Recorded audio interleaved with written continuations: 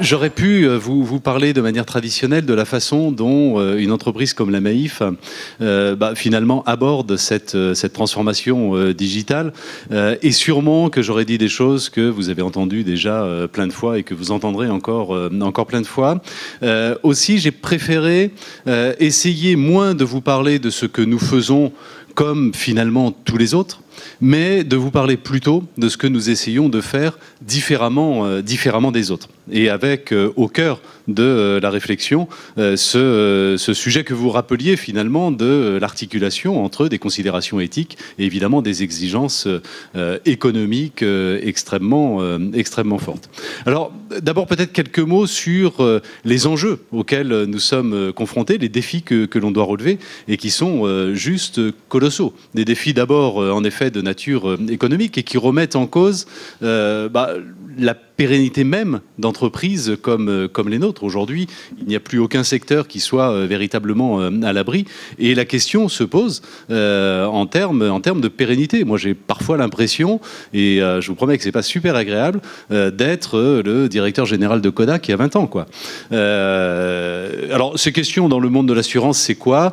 Je vais passer très vite, mais ce sont des sujets tels que, d'abord, la contraction du marché. Nous, on fait principalement de l'assurance automobile, c'est 60% de notre activité. Demain ou après-demain, avec le développement d'abord, la généralisation ensuite des véhicules autonomes, on considère que c'est vraisemblablement, et tant mieux, 80-85% d'accidents en moins. Ça veut dire, toute chose égale par ailleurs, pour une entreprise comme la nôtre, 50% de son activité en moins. Sur ce marché en contraction, c'est l'apparition de nouveaux acteurs.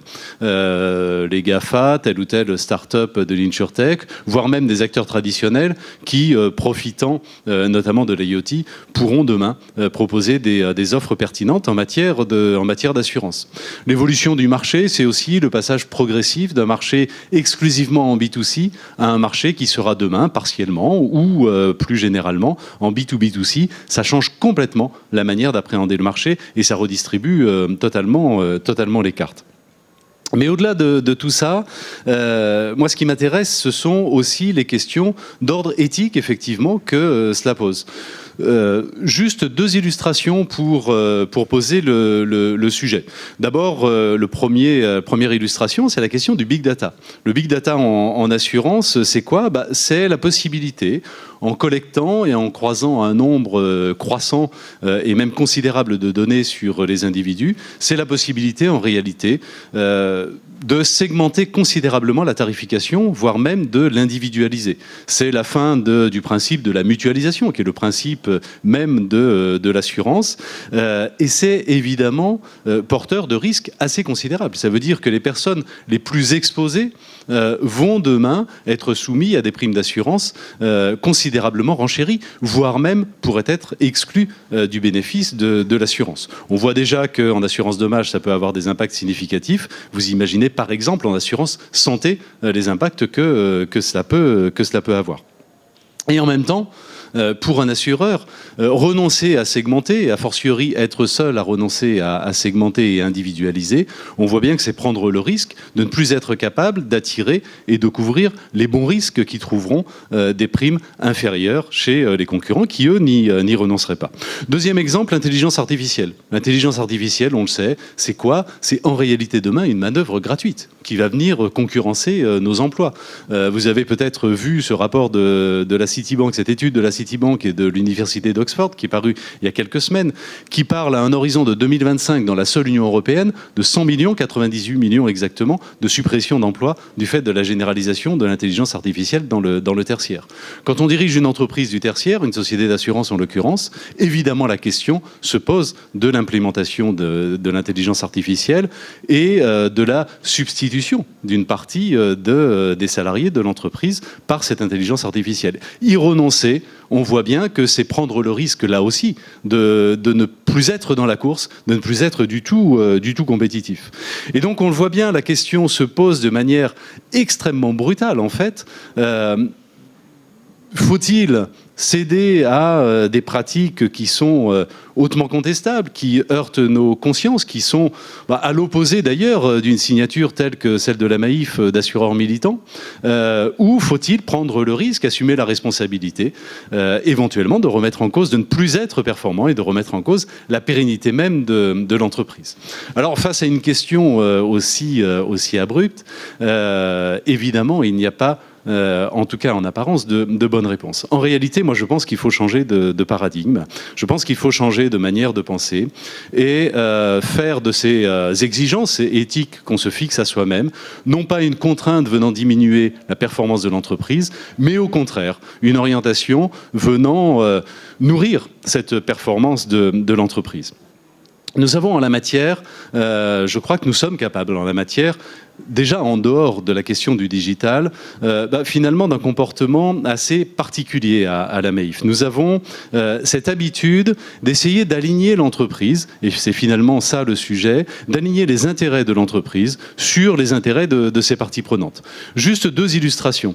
À l'égard de nos clients, on appelle ça des sociétaires à la Maïf, dans les mutuelles, à l'égard des assurés, souvent les assureurs ont la tentation, ou parfois même qu'ils y succombent, de se développer ou de constituer leur marge contre les intérêts des assurés. C'est très facile en assurance. Il suffit de vendre des garanties inutiles, et c'est un double bénéfice. Vous faites du chiffre d'affaires, et comme ce sont des garanties inutiles, il n'y a pas de sinistre en face, ou il suffit de mal rembourser des sinistres.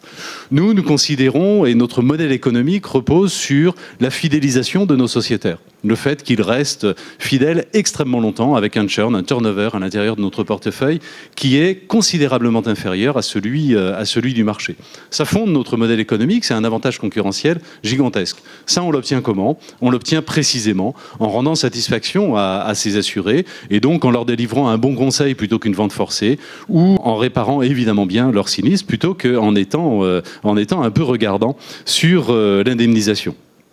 De la même manière, avec nos salariés, nous sommes engagés dans ce que l'on appelle un management par la confiance, c'est-à-dire un management qui repose beaucoup plus sur l'envie que sur l'autorité, que sur la hiérarchie, qui est de nature à développer l'épanouissement de nos collaborateurs. C'est clairement ce que nous recherchons, à développer leur liberté, à développer leur adhésion aussi à l'entreprise, à sa stratégie, à ses valeurs, et en contrepartie, évidemment, un salarié épanoui, c'est un salarié qui est plus engagé, un salarié qui est libre, c'est un salarié qui est plus innovant, qui prend des initiatives, un salarié qui est en adhésion avec l'entreprise, c'est évidemment un salarié qui met beaucoup plus d'empathie dans la relation client. On voit bien là aussi qu'il y a un alignement strict des intérêts des uns et des autres.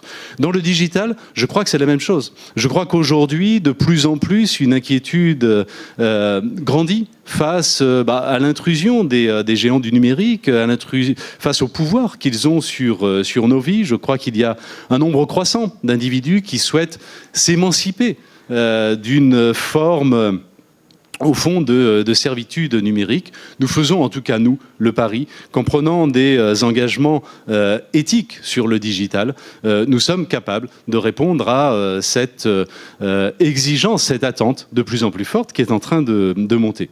Alors, comment cet engagement se traduit concrètement? Il se traduit d'abord, et c'est tout récent, ça date de la semaine dernière, par la publication d'une charte éthique sur le numérique, à l'intérieur de laquelle on prend des engagements extrêmement précis.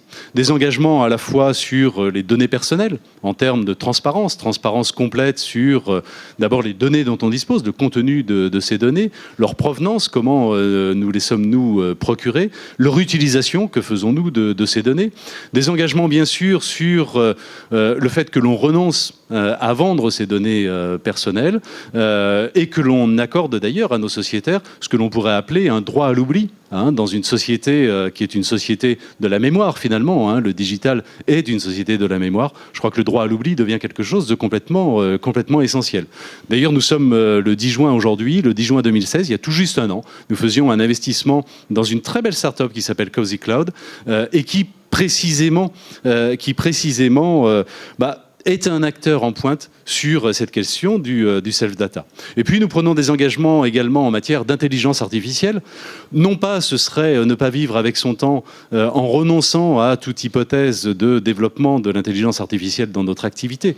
Il faut aussi vivre évidemment avec les outils de son temps, mais en revanche en s'engageant à n'en faire, à ne l'utiliser qu'en termes d'amélioration du service rendu à nos sociétaires, d'amélioration des conditions de travail de nos collaborateurs, mais jamais dans une logique de substitution du travail humain par une intelligence artificielle.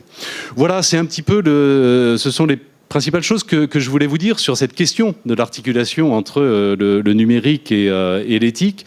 Moi, j'ai vraiment le sentiment croissant, au fond, que la transformation digitale de nos entreprises n'est pas seulement une question technique, c'est pas seulement une question d'IT, c'est même pas seulement une question économique, c'est une question également assez largement éthique. Et je crois qu'on ne peut pas, face à ces questions-là, être agnostique finalement. Il faut au contraire s'engager, il faut prendre des positions fortes et in fine, je pense que le jugement du marché se fera aussi sur ce genre de prise de position. Merci.